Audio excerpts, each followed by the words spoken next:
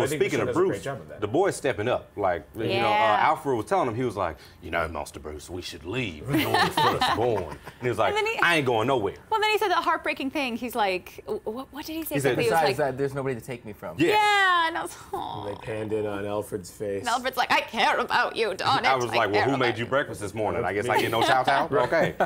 And then Bruce is doing a good his own little thing, though. And then Catwoman, we can't forget about Selina coming in there. I love the way that they sprinkle her in. Like, don't forget that she's a character. Yeah, she had to go. Her in she had to go like steal a guy's wallet last week. I think it's weird. Like every time you see her, she's like almost never talking, and she's always doing some pose that's like.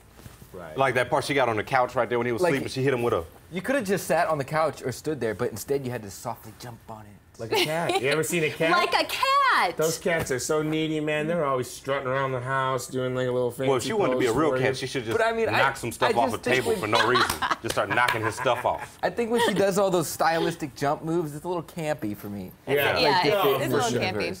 That's always one thing I think about this show is I love it when they go for like the macabre, but when does it become camp and when do they actually pull it off? But you know, speaking of when they pull it off, are we talking about Penguin anytime soon? Oh yeah, we're gonna get Penguin. We can't forget about Mr. Nigma, who actually had a very larger role in this episode. He had like a couple of almost monologues when he's talking to Kristen Kringle, I think they'll call her, who is another person we have no idea who that is. I mean, you guys might know. If you know, let us know. If David don't know, then I assume no one knows. You know what I'm saying? But I look to David, and when he says, when he does the shrug, I'm like, I don't know, bro. She must not be real. But I was kind of excuse me, guys. I got one of my feathers in my mouth. I'm sorry. Thank God it was just a feather. Thank God it was a feather.